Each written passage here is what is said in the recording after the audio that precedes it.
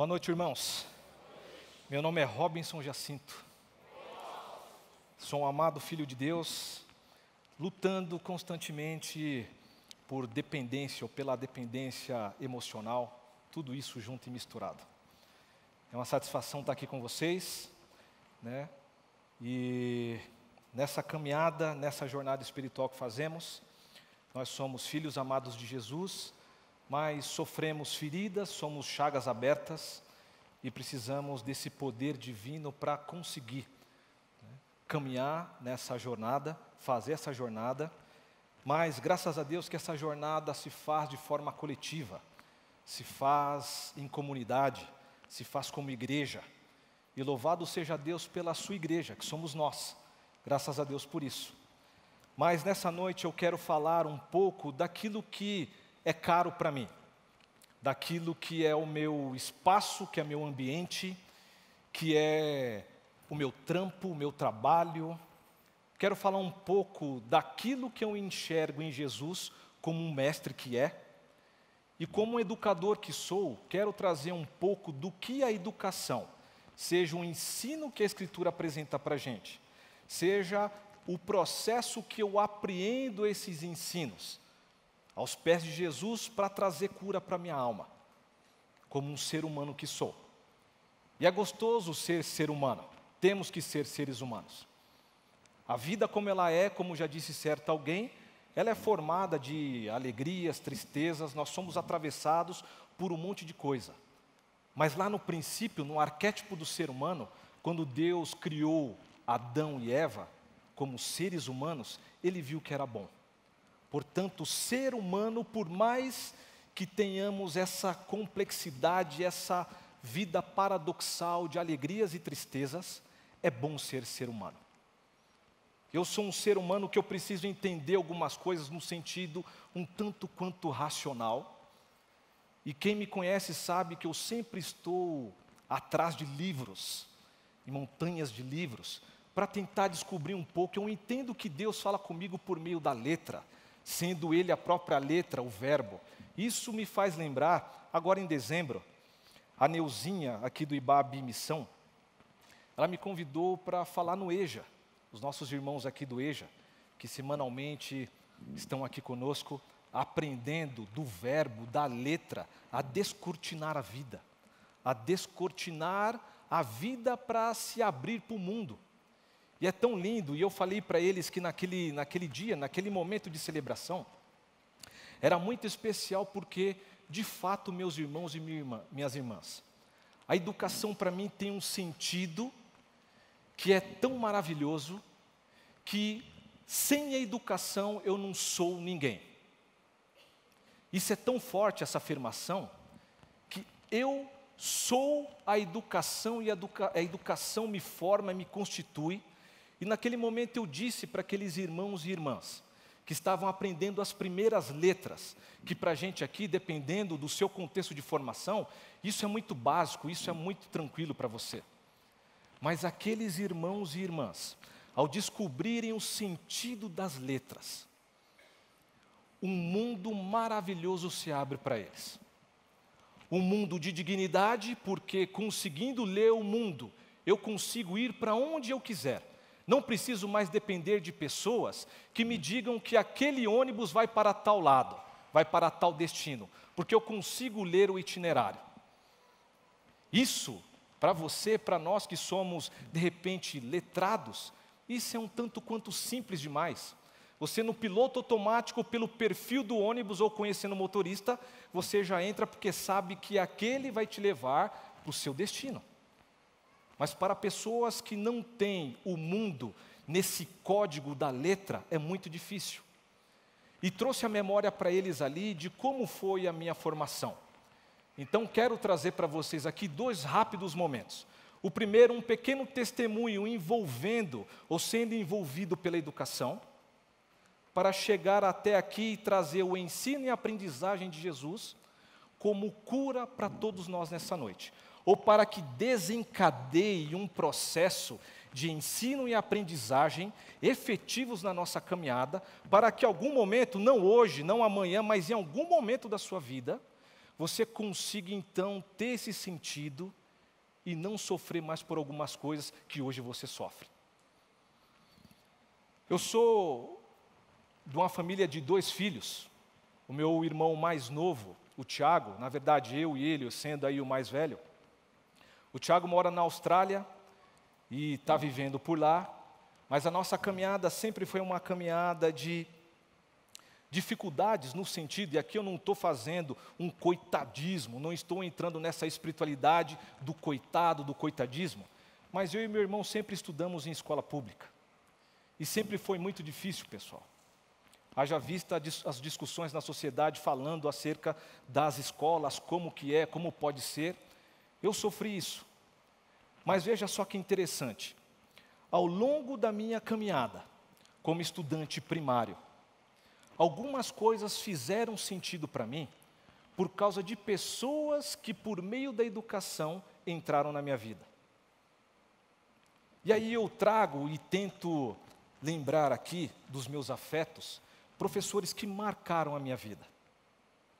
Lembro de quase o nome de todos aqui e pergunto para você: você lembra daquele professor que marcou a sua vida? Tipo, ao mestre com carinho, quem é aqui mais velho como eu, sabe do que eu estou falando? Década de 80, um filme clássico.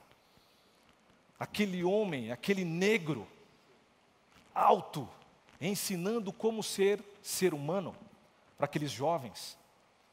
Tive vários professores como aquele mestre com carinho, que me ensinou, me aculturou, me trouxe cultura, me trouxe a letra, para que eu fosse um ser cultural, um ser relacional na sociedade. Mas sempre com muita dificuldade, fui o primeiro de uma família muito grande. Minha mãe é de Salvador, Bahia.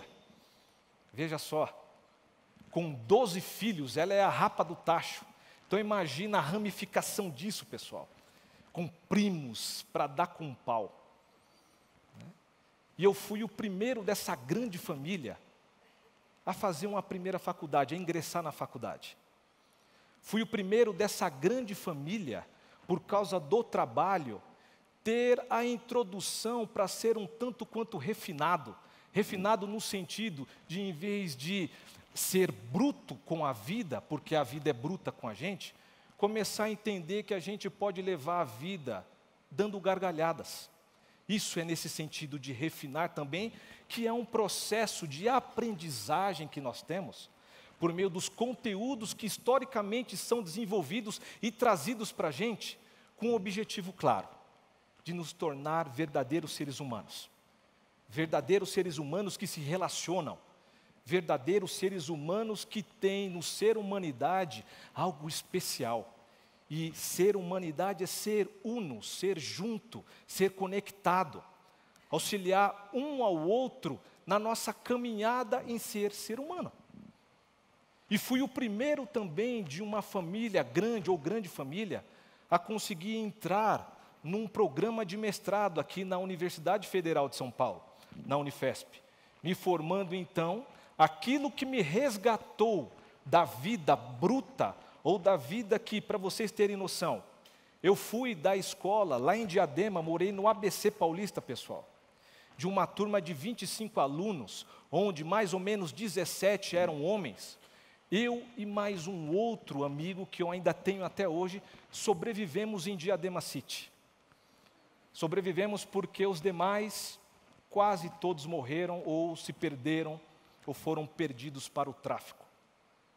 Visitei alguns lá em Santos, mas aqueles que sobraram conseguiram serem arrebatados por causa da educação. Então, quando eu digo para vocês que essa vida de educação, ou a educação, ela tem muito sentido para mim, é porque ela me resgatou.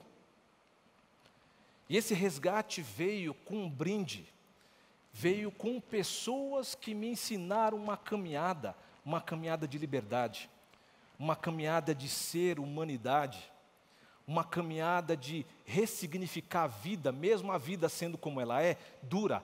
A educação transformou e constantemente me transforma dia após dia, porque eu sou um ser incompleto. Eu estou num constante vir a ser. Não sei o que eu vou ser lá na frente, mas eu sei dessa verdade que um dia eu vou ser, para a glória de Deus, algo parecido com Cristo Jesus. Então, queridos, essa é um pouco da minha história, da minha trajetória, onde tem a educação atravessando Robinson e fazendo Robinson ser indissociável. Não dá mais para largar quem é o Robinson nesse processo de ensino e aprendizagem. Mas para essa noite eu quero falar de algo maior do que o Robinson. Quero falar de algo maior da história, da história que o Robinson apresentou para vocês aqui. Quero contar um pouco nessa pequena e rápida palestra. E prometo que eu vou ser sintético aqui para vocês. Porque como educador a gente gosta de emendar, abrir uma casinha aqui, entra para cá e para lá, e o nosso ser prolixo toma conta da cena. Mas eu gostaria que você me acompanhasse para a gente descobrir um pouco da parte de Deus, o que o próprio Cristo, como mestre, vem nos ensinar e como esse ensino é apreendido para a nossa cura. E o Marcos disse que o pastor Edu tinha perdido 6 dias, ele acabou de postar que perdeu 9, tá, pessoal? Então, postou uma foto com uma saladinha assim, bem bacana. E esse horário dá até fome, né, pessoal? Mas vamos para a nossa meditação aqui. Muito bem. Gostaria que você abrisse a sua Bíblia aí em Mateus 4. Mateus 4, o Evangelho segundo São Mateus, capítulo 4, e nós vamos ler a partir do versículo 18 até o versículo 22. Capítulo 4, do versículo 18 até o 22. E diz assim a Escritura Sagrada: Andando à beira do mar da Galileia, Jesus viu 2 irmãos, Simão, chamado Pedro, e seu irmão André. Eles estavam lançando redes ao mar, pois eram pescadores. E disse Jesus: Ei, sigam-me, e eu os farei pescadores de homens. No mesmo instante, eles deixaram as suas redes e o seguiram. Indo adiante, viu outros 2 irmãos, Tiago, filho de Zebedeu, e João, seu irmão. Eles estavam num barco com seu pai, Zebedeu, preparando as suas redes.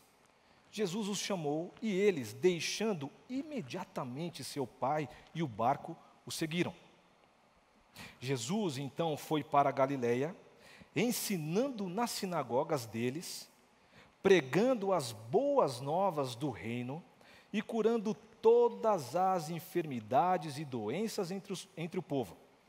Notícias sobre ele se espalharam por toda a Síria, e o povo lhe trouxe todos os que estavam padecendo vários males e tormentos, endemoniados, epiléticos, paralíticos, e ele os curou. Grande multidão o seguiam, vindo da Galileia, Decápolis, Jerusalém, Judeia e da região do outro lado do Jordão. Palavra de Deus, palavra de salvação e cura para as nossas vidas, meus irmãos.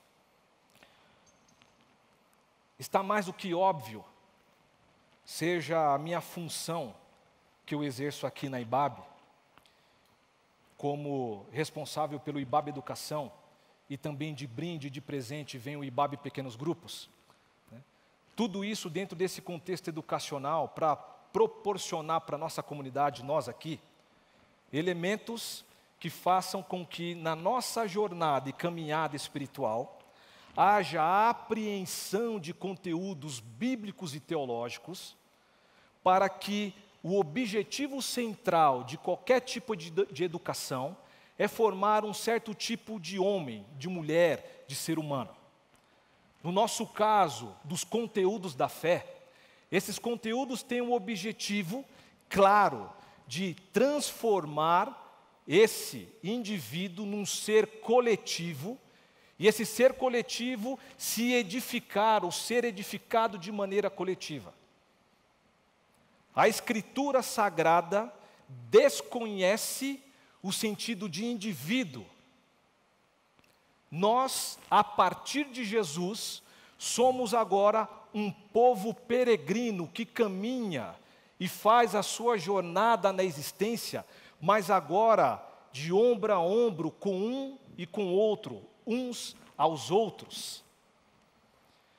Nesse sentido, sabedor disso, tento, e é sempre uma tentativa, de apresentar para a nossa comunidade, para que haja esse crescimento, que haja essa libertação, que haja esse amadurecimento, que haja essa expansão de consciência, que haja o dilatamento do nosso coração. Todo tipo de conteúdo, mas por meio de um viés, por meio de uma linguagem, por meio de um jeito que faça sentido. Nossa preocupação não deve ser imaginar ou pensar o que Deus estava fazendo antes da criação do mundo. E existe uma piada no mundo teológico que certo alguém, um discípulo de Santo Agostinho, não sei qual é a fonte para dizer e afirmar para vocês, né? Mas essa piada teológica diz que esse homem, esse estudante, constantemente chamava ali o mestre, o Santo Agostinho, e perguntava: mestre, o que Deus estava fazendo antes da criação do mundo? Imagina você que é professor, um semestre inteiro escutando isso, e aquele cara te instigando, te perguntando, e você, né, preocupado com o programa, cumprir o programa, até que no final do semestre Santo Agostinho para e diz o seguinte: sabe o que Deus estava fazendo antes da criação do mundo? Criando o inferno para te jogar lá dentro, porque você enche muito a minha paciência. Isso é um exemplo, por isso que eu disse que não sei de fato a fonte, mas um tipo de educação que está preocupado com o sexo dos anjos. Quantas penas o arcanjo Miguel tem? Isso não faz sentido, pessoal. A vida como ela é traz dilemas, traz realidades, ou você traz realidades no seu corpo, no seu ser, no seu subjetivo, que você precisa de uma resposta quase que de imediata. Você precisa de uma dose cavalar para que você consiga minimamente se concentrar e caminhar. E não espanar com o seu subjetivo ou o que você é. Então a educação, ela precisa ter essa intenção de fazer sentido ou trazer os conteúdos para o nosso ser, para que seja aprendido da mente e desça para o coração, e isso faça sentido. Olha, é isso mesmo. E quando falamos de ensino e aprendizagem, nós estamos falando de um conteúdo que Jesus nos traz, ou seja, Ele mesmo como conteúdo, mas como vamos apreender Jesus para a nossa cura? Como vamos ressignificar, dar sentido às palavras de Jesus que nós lemos, escutamos por meio de testemunhos, por meio de conteúdos teológicos, dogmáticos, e tudo isso que cabe numa faculdade teológica, no Vida e Missão, no Estude a Sua Bíblia, e diversos programas, como acontece até aqui no CR. A nossa irmã acabou de falar que no CR, nesse período de férias, temos aqui os pastores, trazendo algumas palestras e mensagens específicas, mas depois voltamos com as lições. Tudo isso é importante, mas precisa fazer sentido. Precisa conectar com a existência. E Jesus era mestre por excelência porque Ele fazia as devidas conexões, e isso trazia cura. Mas, como eu sou prolixo e eu preciso me concentrar aqui, pessoal, senão vocês vão sair daqui meia-noite e meu Fusca não vai caber todo mundo para levar até a Barra Funda. Né? Se você não sabia, esse Fusca vermelho que fica aqui na porta é o meu chamego. Então, pessoal, cuidado, pega com cuidado lá, tá bom? Eu sou meio que Zé Frizinho, gosto de tudo arrumadinho assim, tá? Mas olha só, o ensino e a aprendizagem estão dentro de quem é educador, professor, dentro do que a gente chama da teoria da didática. O que é a didática? É apresentar qualquer tipo de conteúdo para fazer sentido para você e para mim, como alunos. Certo? Para nos formar um certo tipo de pessoa, seja para ir para o mercado de trabalho XPTO, ou para você ser quem você é, a didática vai fazer essas conexões.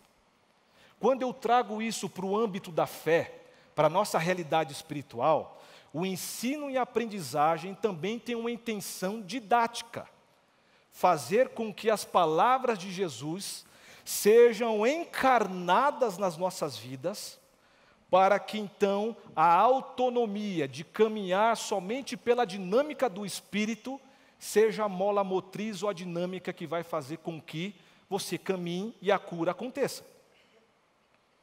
É pela dinâmica do Espírito, que é um vento, que é uma força, que nós precisamos entender das palavras de Jesus, como aplicar isso em nossas vidas.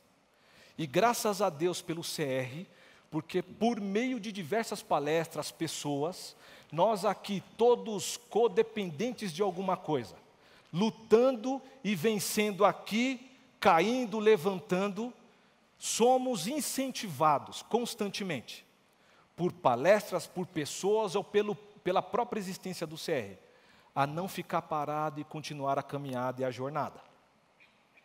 Então, é inegável que Jesus arrebata a nossa atenção, porque Ele é, por excelência, um grande mestre. E aí eu vou pedir que você me acompanhe aqui em algumas leituras bíblicas, para a gente verificar como exemplo, como que Jesus traz essa importância como mestre, ou como Ele se revela como mestre, ou como o autor bíblico quer nos mostrar que Ele é um mestre por excelência. Então, vou pedir que você me acompanhe aí, em Marcos, no Evangelho de Marcos, no capítulo 4.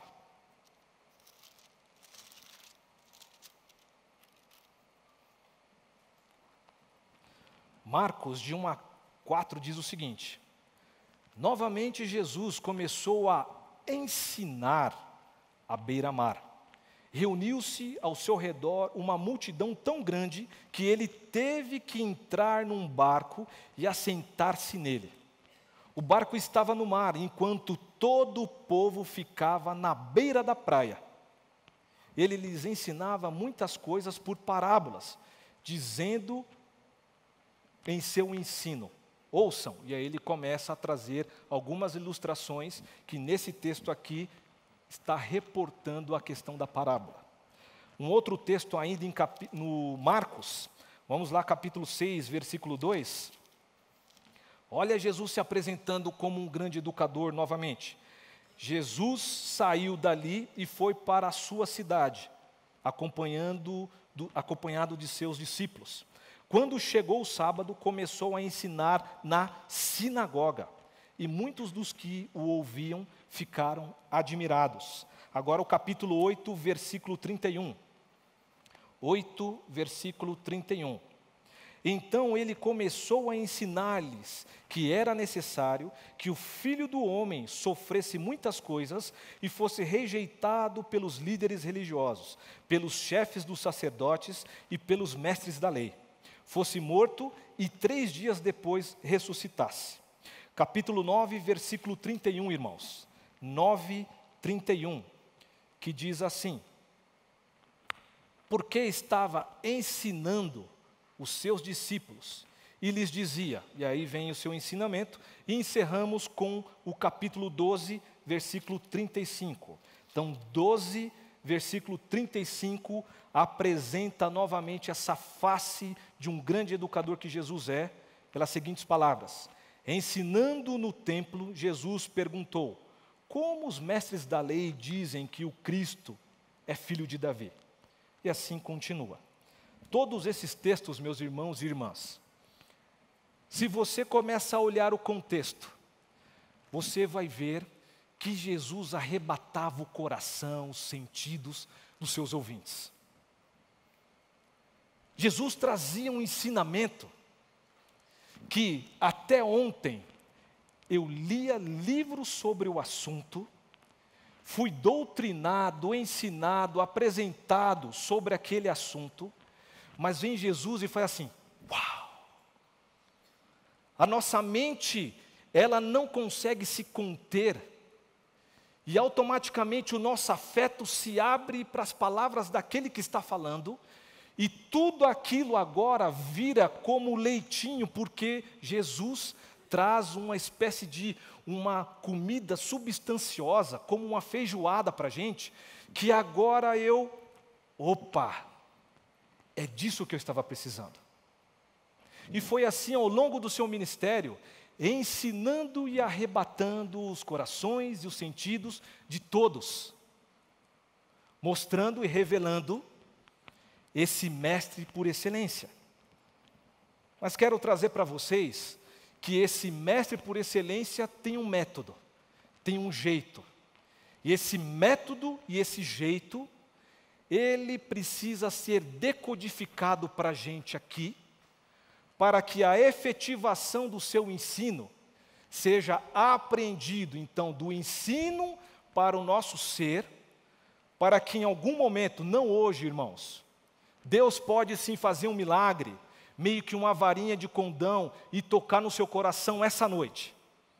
Mas se estamos como comunidade numa jornada espiritual, Deus pode fazer a revolução e a cura na sua vida somente amanhã. Mas é necessário que eu e você, como comunidade, aprenda e veja pelos sinais que o próprio Cristo apresenta para a gente, por meio da vida de outros, por meio da Escritura, por meio do seu próprio mover dentro de nós com o Espírito Santo, como nós devemos esperar e ansiar por essa cura. E o ensino e a aprendizagem de Jesus para essa cura, ela tem a sua didática, e é isso que eu quero mostrar para vocês. A didática de Jesus tem 2 fundamentos e um método. O primeiro fundamento é ser prático. É mais ou menos aquilo que eu disse da introdução de ficar pensando no sexo dos anjos. Jesus, ele traz sim esse conteúdo um tanto quanto filosófico-teológico, mas ele vai para a vida como ela é, porque é na vida como ela é que os verdadeiros conflitos acontecem. Não somente é prático, mas existe para um objetivo. E o seu método é conectar as pessoas. Então, os 2 fundamentos. Primeiro, ser prático. Segundo, tem que ter um objetivo e para fazer esses 2 é por meio da conexão de pessoas. Somente por meio da caminhada como povo de Deus é que a verdadeira cura pode acontecer. Não é você trancado lá no seu quarto, entendendo erroneamente de trancar-se e ficar somente na oração. Isso é válido, a oração é válida. Ficar trancado no quarto, somente você, o Espírito, a Trindade, ali te abraçando naquela dança divinal, isso é bom. Mas a cura acontece coletivamente. É no coletivo que eu aprendo do outro que já está curado em certo sentido, que ele me ensina também como buscar a cura. Portanto, o CR é divinal porque é esse povo ferido e com as chagas abertas, mas todos uns aos outros se auxiliando e colocando ataduras. Amém, CR? Primeiro pilar, a prática. Quando a gente abre Marcos 5, o grande sermão, o sermão da montanha, o sermão do monte, Jesus começa a ensinar. Bem-aventurado é, bem-aventurado é, bem-aventurado é. E ele inicia ensinando um tanto quanto subjetivo, mas se a gente pega o capítulo 6, o capítulo 7, sendo mais preciso a partir do verso 24 do capítulo 7, Jesus nos diz: tudo o que vocês escutaram até aqui, dessa minha ensinagem, disso que eu estou passando para vocês, se vocês não colocarem em prática, ficarem somente aqui nessa condição de enlevo espiritual por conteúdos maravilhosos, ou de ficar aos pés de Jesus escutando a sua maravilhosa palavra ensino, isso é bom, isso é gostoso. Mas se a gente não vai, meus irmãos, para a prática, ou pratica o que Jesus está nos ensinando, ou nos ensinou, isso vai ser vão. Se todo aquilo que vocês leram, eu acompanhei a leitura com vocês e fiz minha leitura também, em algum momento da nossa jornada, se nós não colocamos isso na prática, achando que é somente conteúdo subjetivo, abstrato, é o primeiro erro. É o primeiro erro. E aí, se a gente abre o capítulo 8 de Mateus, eu vou pedir que você me acompanhe nessa leitura.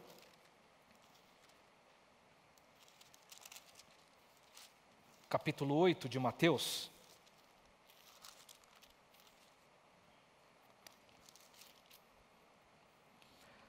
Olha só esse primeiro pilar do grande educador que é Jesus. Veja lá o versículo 1 ao 4. 8, de 1 a 4.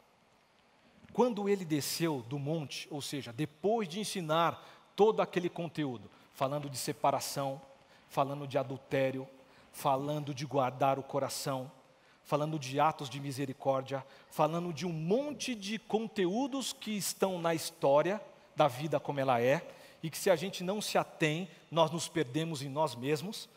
Depois de todo esse conteúdo, Jesus desce do monte e faz o quê? Olha lá. Quando ele desceu do monte, grande multidão o seguiram. Um leproso, aproximando-se, adorou de joelhos e disse: Senhor, se quiseres, podes purificar-me. Jesus estendeu a mão, tocou nele e disse: quero, seja purificado. Mas aí, esse grande educador que mostra o seu conteúdo na prática, está cheio de pessoas como nós aqui, que precisam de curas. Jesus é o grande médico e nós devemos recorrer a Ele. Como um outro exemplo, veja só, o centurião, aí você descendo versículos um pouco mais adiante, especificamente no versículo 5, entrando Jesus em Cafarnaum, dirigiu-se a ele um centurião, pedindo-lhes ajuda. Ele disse: Senhor, meu servo está em casa, paralítico, em terrível sofrimento. Jesus lhe disse: eu irei curá-lo. E aí essa sequência que vem depois de ensino, encerra uma cura, que é a cura da sogra do Pedro. Se você desce lá para o versículo 14, diz assim: entrando Jesus na casa de Pedro, viu a sogra deste de cama com febre. Tomando-a pela mão, a febre a deixou, e ela se levantou e começou a servi-lo. Com a prática das curas, Jesus ele desenvolve o que nós, teólogos, chamamos de restauração da imago Dei no ser humano. Com o ato ou as ações de cura, seguidas de ensino de Jesus, Jesus faz ou inicia um processo que todos nós já estamos inseridos, de restauração da imagem que foi desconectada, manchada, teve ruptura. Vamos lembrar aqui dos nossos pais, dos nossos ancestrais, Adão e Eva, quando cederam à tentação de serem autônomos. Esse processo de autonomia, conforme já aprendemos com o pastor Ed, é mais ou menos o seguinte: nós, seres humanos, não conseguimos desconectar de Deus, porque a força, como um grande ventilador, só vai até a página 2, pessoal. Você desconecta o ventilador e a força que sobrou só dá alguns giros e a paleta para. Trazendo para um sentido, que traga sentido para vocês, sendo redundantes aqui, o ser humano, Adão e Eva, quando disseram, não queremos mais estar conectados com o Senhor, eles ou nós estamos falando e dizendo constantemente, eu me basto, e quando nós afirmamos isso, acontece no mundo espiritual o seguinte, nós somos agora escravos do pecado, somos também escravos de Satanás, e o nosso destino é a morte eterna. Dentro dessa tríade, há esse elemento de que quando o homem foi criado, Deus colocou no ser humano a sua imagem e semelhança e viu que era bom. Com essa queda, essa imagem é desfigurada porque outras forças comandam e vem Jesus e diz, agora vamos restaurar aquilo que foi quebrado, aquilo que foi manchado. E essa imagem e semelhança apertando a tecla SAP. É a dignidade de ser humano, na potência de ser humano, em todas as nossas faculdades físicas e mentais. Se você, como eu, é um ferido, esse processo que Jesus, por causa do seu poder, do dinamismo do seu poder em amor, isso não é definitivo na sua vida, na minha vida. Porque a imagem que foi perdida, que agora em Jesus já está sendo restaurada para a glória de Deus. Então, o que nós passamos não é definitivo, meu irmão e minha irmã. A chaga que está exposta, ela não é definitiva, porque Jesus já está tratando isso. Esse processo já se iniciou, nós já estamos nesse processo.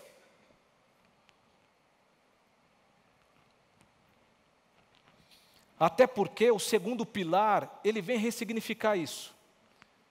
E essa palavra, pessoal, não é vício de linguagem que eu trago para vocês, não. Se a vida não é por ressignificação, nós nos acomodamos.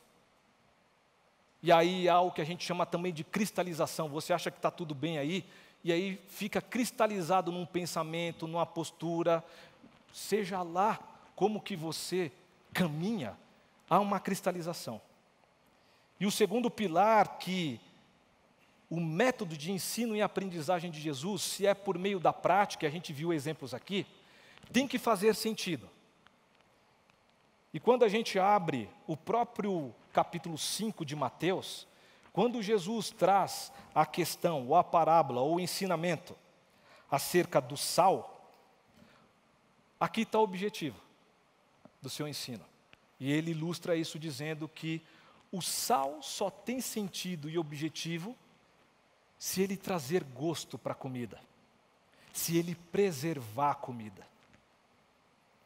Se todo o ensinamento de Jesus, que ele mostra pela prática, ele começa a trazer uma grande lousa para a gente, e fala assim, aquilo que eu trouxe de ensino, conteúdo subjetivo, agora desenho para todos aqui. Não somente desenho, mas coloco na prática também. É assim, vamos curar as pessoas, sogra do Pedro, saia e se coloque aqui como restaurada. Tem que colocar sentido. O ensino de Jesus deve trazer sentido e sim, traz sentido. Coloque tudo que você leu, que nós lemos lá na prática, que você vai ver, meu irmão e minha irmã, que tem um objetivo, tem um sentido. No capítulo 5 também de Marcos, na sequência, além de falar do sal, ele fala da luz. Se a luz, pessoal, não servir para iluminar isso aqui, para tudo, para o mundo que eu quero descer. Tem que fazer sentido, ou seja, tem um objetivo. E quero encerrar a nossa meditação, a nossa reflexão, essa pequena palestra, pegando essas duas bases, esses dois fundamentos, que podem ilustrar e mostrar para todos nós, ou para os nossos corações, como Jesus faz e é o seu processo. trazendo agora o método que Jesus nos convida a exercitar para essa prática e também para esse sentido objetivo de colocar em prática os seus ensinamentos. Ele gostava muito de conectar as pessoas. Jesus era mestre também nesse sentido de fazer as conexões. Quando Jesus toca o paralítico, ele sara as feridas dos leprosos, ele traz as mulheres para o centro. Ele está dizendo que todos os enfermos, que todos os esfarrapados da sociedade, que todos os marginalizados, que todos aqueles que não passavam no controle de qualidade da religião, todos esses homens e mulheres, agora devem se conectar com Deus, para se conectar consigo mesmo, e dessa conexão, aqui e aqui, haja uma conexão horizontal, que é o que o Paulo, o apóstolo, chama de mandamentos recíprocos, reciprocidade uns aos outros, aconselhem-se uns aos outros, confessem seus pecados uns aos outros. E em todo momento que você abre as Escrituras Sagradas no Novo Testamento, e a esse uns aos outros, é o convite, é a chamada de Jesus para essa conexão com as pessoas. Se a minha tese lá atrás foi de afirmar que a cura só acontece por meio, então, do ser coletivo, ser igreja, é isso que Jesus provoca na gente. Ele nos chama, nos convida como seres individuais a participarem agora de uma coletividade. E nessa coletividade a transformação de vidas, a restauração de corações, a relacionamento com Deus, comigo e com o meu próximo. Há um processo que só a Trindade tem. A Trindade, na sua pericorese, na sua dança divinal, ela compartilha, pessoas compartilham da mesma essência. É isso que o método de Jesus nos convida. E aqui, encerro de fato, trazendo de repente uma pessoa que vocês conhecem. Larry Crabb, um dos caras mais sensacionais que dialogam com a psicologia, com o aconselhamento cristão e com todo tipo de ferramenta para que haja uma apropriação e edificação do corpo de Jesus. E o Larry Crabb, num livro que já foi estudado aqui na IBAB, que se chama Conexão, você pode comprar pelo estante virtual, isso daí vai sair no máximo R$18 para você. É um livro que é importantíssimo para você entender o método de Jesus, que é a conexão. Quando ele enfatiza a reciprocidade uns aos outros, ele evoca Efésios 4, que diz que como um corpo ajustado, ele vai crescendo, e só pode crescer porque cada um vai fazendo o seu papel.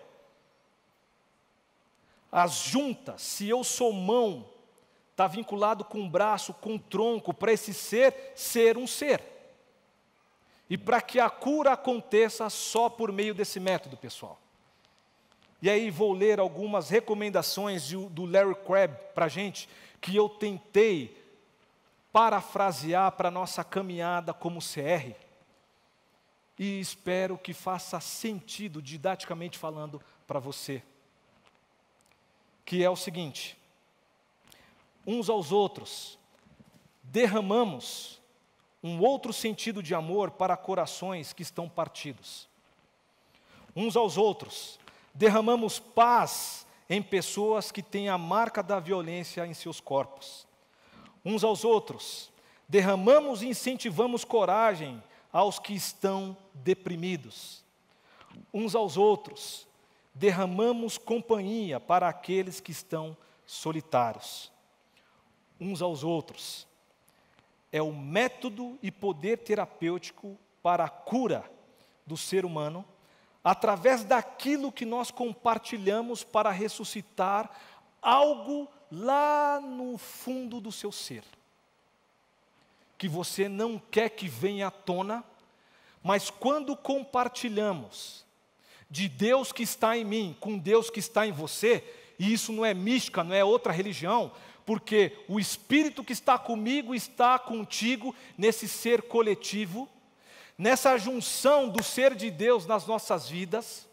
O próprio Cristo faz morada no nosso ser, trazendo o bom e o belo que está lá, para que seja desfrutado por outras pessoas que ainda não conseguiram experimentar esse bom e o belo, para que a cura venha e arrebate o seu ser.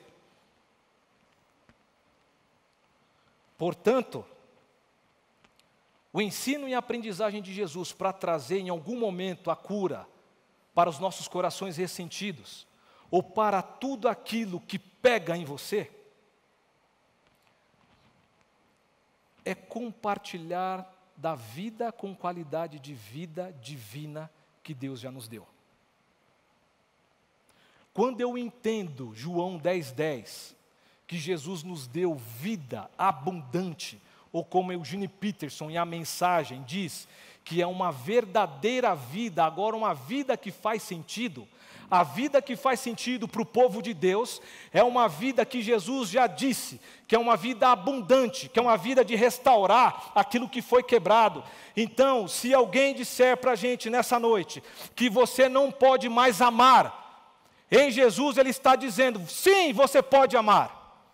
Se ele falar que você tem que ficar nas migalhas ou buscando migalhas para ser aceito, Jesus está dizendo, eu já te aceitei.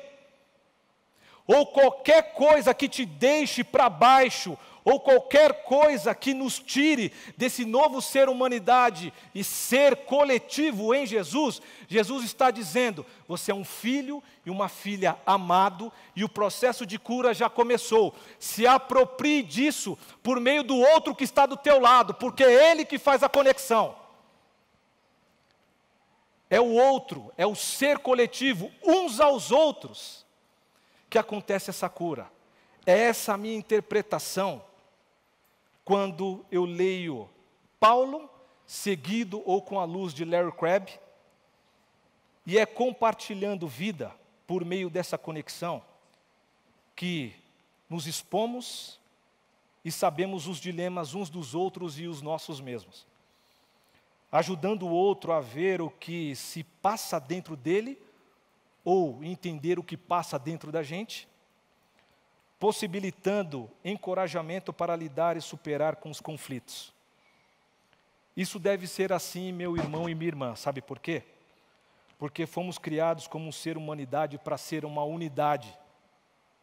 Até porque saímos exatamente da Trindade, que é essa força de vida que não para nunca e que sempre compartilha a vida. Que o ensino e a aprendizagem de Jesus, por meio dessa rápida meditação que foi compartilhada aqui, possa fazer sentido para você em algum momento da sua jornada espiritual, ou da nossa jornada espiritual. Que Deus te abençoe e te guarde, e que te livre de todo o mal.